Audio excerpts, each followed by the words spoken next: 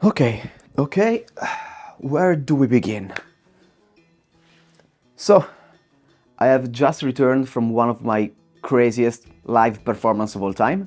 It's probably the biggest live show I've ever did in my life, and it was the most nerve-wracking and cold show I have ever done in my life. I've already talked about it on my Instagram page, so if you follow me on Danilo Vicari Official, you may already know that, but I actually just played at the Audi FIS Ski World Cup here in Italy at Madonna Di Campiglio. The race, it's called the 3-3.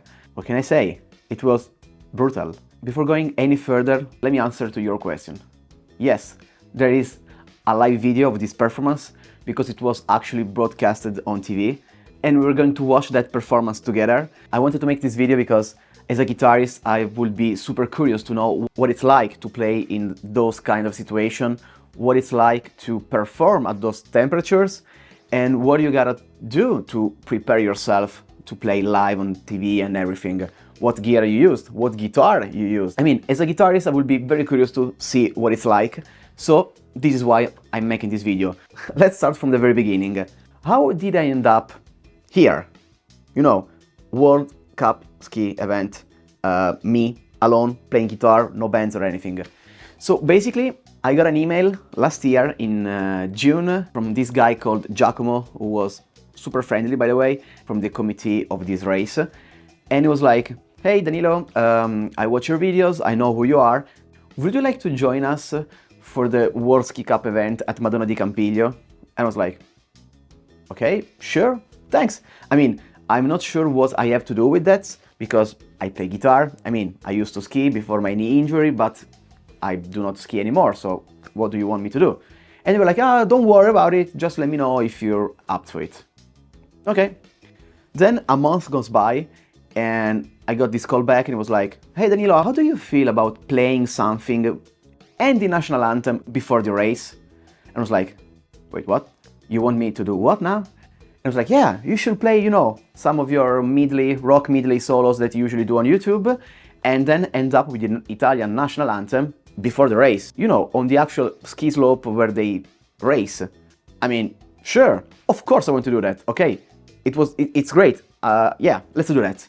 Okay, like 30 seconds later, my guitarist brain starts to kick in and it's like, wait, how are you going to do that? And I'm starting to question like everything, I mean, from the technical point of view. Pedalboard, amps, where I can hear myself, what guitars do I bring? I mean, we're talking about a night race, mountain, January, and I was like, you know what, I'll figure it out. Let's start to figure out what I'm going to play. So I spent a couple of months, if not more, to prepare the backing track for this event, because like I said, there's going to be only me, no bands, so I need a backing track to play along with. And most importantly, I need to rearrange, I mean, not like rearrange the national anthem, but you know, make it more guitar oriented. So I wanted to make a really good national anthem, like the American one you can hear before baseball matches and stuff. So me and my super buddy Marco Fabrici, which helped me a lot, spent a lot of time to rearrange the national anthem because I wanted to do it perfectly. After all, I'm going to play in front of a lot of people. I want to be prepared. And then I got another call, was like, oh, Danilo, how are you doing? So basically the entire thing is going to be broadcasted on television. So yeah, that's great for you, right? Yeah, that's great for me. It's just like, okay, now my anxious level is like above the roof, because the first thing I think about is my fingers will be frozen. How can I play in front of not only the people that's going to be there, by the way, there were like 12,000 tickets sold, but also to be broadcasted on live television? I mean, everyone is going to watch it, and this performance will be, you know, like an internet video. It's going to be always there. So yeah, I need to step up my game and make sure that everything will run smoothly. So performance-wise, I prepared as much as I could. But now we gotta face the main enemy. I knew it was going to be cold, but I didn't know how much. As I later found out, it was really cold. -15 for us Europeans, which translates to this for my American friends. But yeah, it was crazy cold. I was like, okay, which guitar do I bring? Do I bring my Les Paul? I was like, I'm afraid that the cold could ruin the nitro finish. Also, I want a guitar that is comfortable to play even the higher up of the fretboard, and a guitar that is not that expensive that I may ruin it. So after a brief time of consideration, I decided this will be the guitar I will bring to the performance. You may already have seen it a lot on my channel. This is the Henry's Fury. And then I was like, okay, but can I have my pedalboard there? How do I bring my pedalboard in the middle of the racetrack? And the answer is, you don't. Basically, there was the TV directing control room where everything was supposed to be in. So my computer, my pedalboard, everything. And of course, you do not have a real amp with you on the racetrack. So the only solution was to have in-ears. Once I knew that I couldn't bring my amp or anything else, the decision was like, okay, let's create a digital pedalboard with my multi-effects, and I'm going to bring that and keep it in the TV control room. I will transmit everything wireless, because from where I was playing until to the control TV room, there were like 60 meters, from American friends, 60 meters. So yeah, it was going to be tough for the cable. Let me show you the pedalboard I made for this and where the problem was. So this is the pedalboard I brought. The main gear, of course, is the Quad Cortex, which I use to, have my amps, effects or anything. Volume pedal, wireless transmitter and power supply. The pedalboard itself is from Pedal Train, which I really use a lot. This is the Pedal Train Classic Junior, sorry. And I really love it because, as you can see, you can fit perfectly everything. By the way, this is the exact tone that I used for the live performance. So yeah, this is the pedalboard. But this was an issue. This is the wireless transmitter. As you can imagine, the wireless transmitter doesn't work in those kind of environment.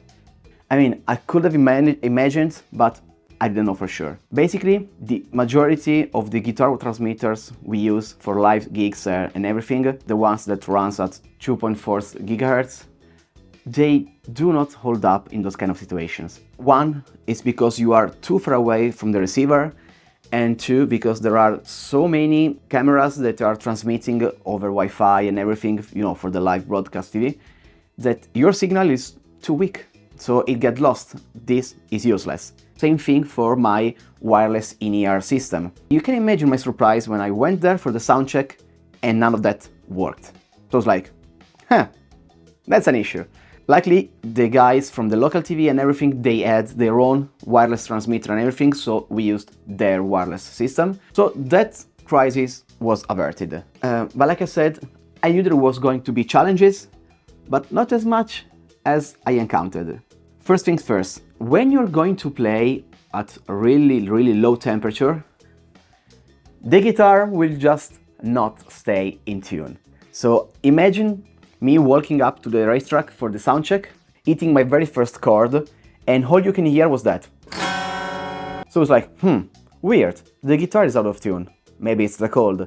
So I took out my tuner clip, which was the only thing I had attached to my guitar, and it was useful for like 3 seconds. The tuner clips stopped working because of the cold. You could see the LCD screen going like fading away slowly and then just dying. So I'm there on the racetrack with my guitar completely out of tune and having to perform the sound check. The only thing I could do at the moment, I had to bring out my phone, which I have tuner app on my phone, and I tune my guitar like this, using my phone.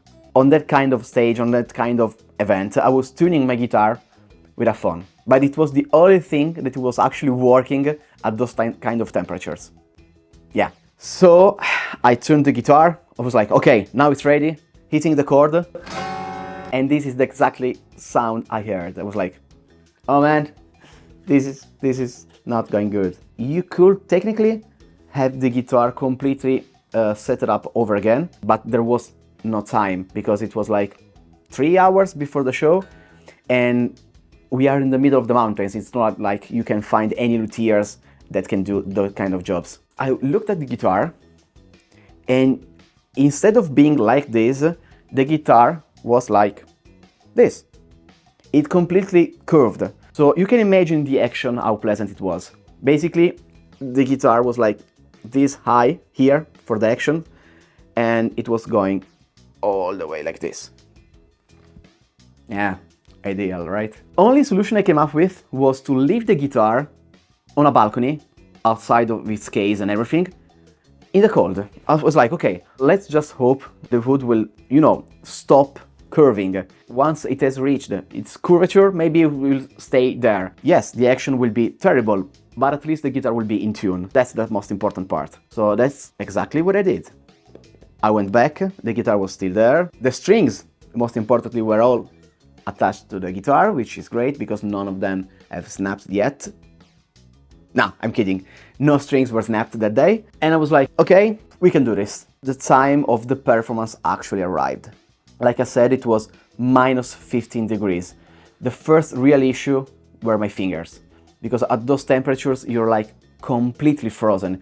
And of course, as you know, you cannot play with gloves. I actually tried to practice to play in cold situations here before going to the event. Yeah, it wasn't even close. And not only because of the temperatures, but because of how nervous you are. I know I do get a lot of comments of people saying, yeah, it's too easy to play in your home studio, try to play in a real environment, why don't you play live, and stuff like that. The truth is, I actually do play live. I play in guitar shows, I play in guitar stores, I have a band, we do play shows and stuff, but nothing can compare to playing live on TV alone with no bands or anything. So, as you can imagine, I was really nervous, and that didn't help my frozen fingers. But, like I said, once I figured out how to keep the guitar in tune, how to transmit my tones and everything from the control room to the stage, I had my in-ear monitor, I was like, okay, I can do this, I'm ready. I was not. They were like, okay, come with us, you need to go there for the camera focus and everything, and do your job. Then I stepped on the actual ski slope, the racetrack. It was completely ice. It wasn't snow, and it was also like this. It was not straight.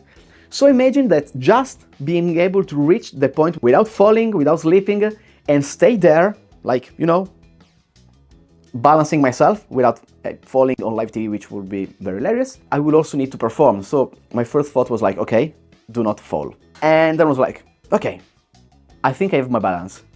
Let's go. And now the performance begins. Before we go into details of the actual performance, let's watch it together, shall we?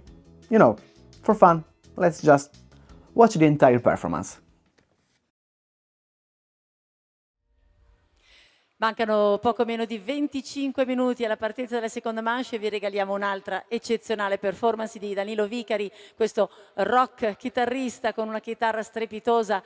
Tenete d'occhio al parterre. Daniele Vicari per tutti voi. Who is Daniele? My name is Danilo, not Daniele. I mean, she said that right the first time, and after 7 seconds she called me Daniele. And I heard that, because in my ear monitors I could hear that, so I was like, okay, doesn't matter, let's focus, do your job.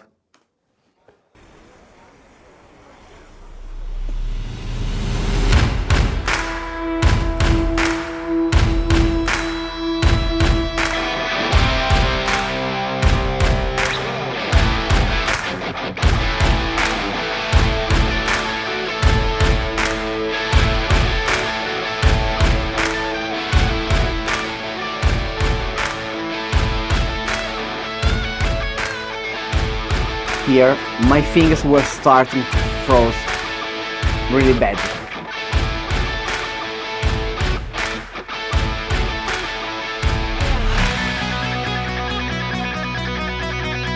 This is the point where I thought, okay, I got it. The guitar is in tune, let's go.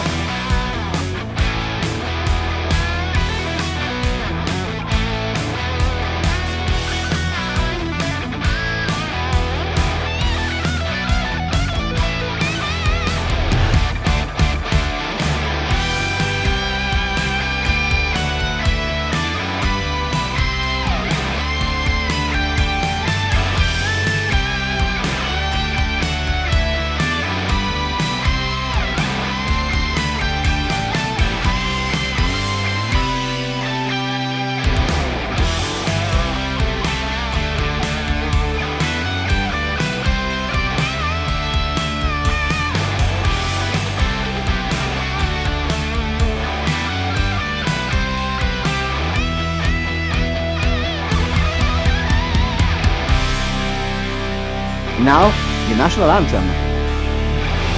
The Italian national anthem, of course.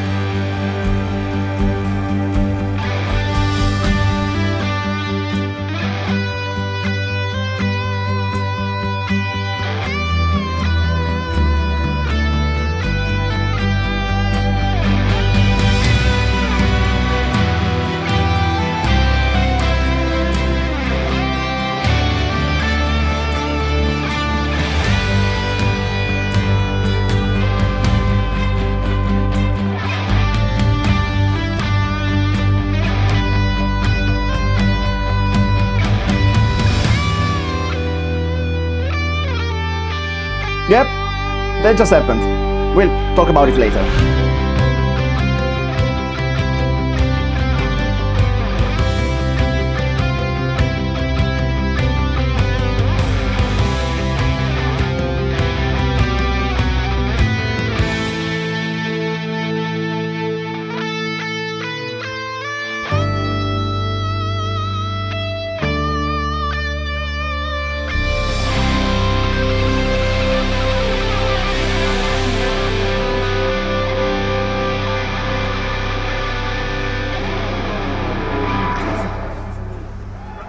L'Italia chiamò! Allora, un grande applauso a Danilo Vicari! So, that was it.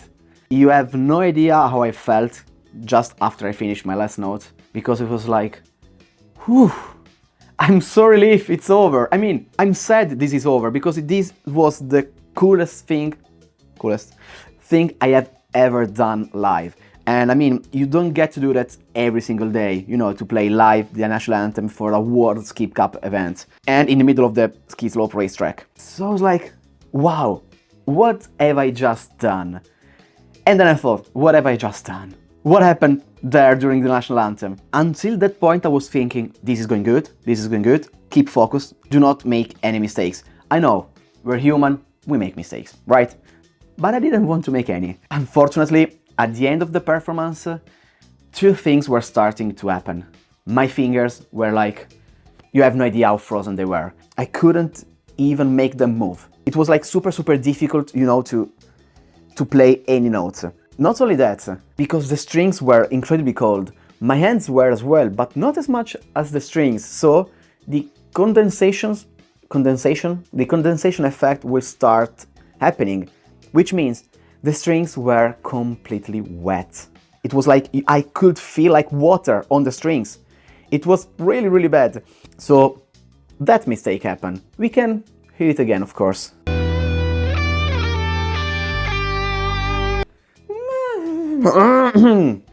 Yeah, I mean, I suppose that's the beauty of live. You know, it happens. It's there to remind me that I'm human. I make mistakes. Despite how much I practiced for this event, despite how much effort I went through to be able to play in this kind of environment, we're human, and music is human. So I am pretty sure that some of you will be in the comments saying, huh, you get to play this event and you can't even play properly. I am sorry I disappointed you, but yeah, that's me. And this is the story of how I ended up playing in the middle of a ski race track, which is still crazy to say. What lessons did I have learned that I can teach you if you're ever going to perform in a situation like this? Well, first of all, do not rely on your technology, because at those temperatures, everything will die. You should try to keep everything inside a warm place, just the guitar to be with you. Be careful with wireless transmitters, because the ones we usually use are not good in those situations. Practice. Bring extra strings. Bring maybe a second guitar. You know, I went there thinking, okay, I can do this. I practice it. I have everything ready. My gear is ready. But playing at minus 15 degrees is like a completely different sport. You're not used to. Your body's not used to it, and your fingers are not used to it, and your guitar is not used to it. The advice I can give you is bring out the guitar and leave it to the cold, or have a professional do a different setup for that kind of environment. I just wanted to really thank Giacomo from the 3 Madonna Di Campiglio committee, who reached out to me and was like, would you like to do that? Because this was one of my best experience of my life, and it's something that I truly remember for a long time. Even my frozen fingers will remember that. Hopefully I get to do something as cool as this in the near future, maybe in Dubai or in the desert, because I need warm. But yeah, like I said, it was a truly wonderful experience, and I wish all of you could do that one day, because it's like something truly special. Okay, and that was it for today's video. I hope you enjoyed it, and I'll catch you in the next one. Ciao!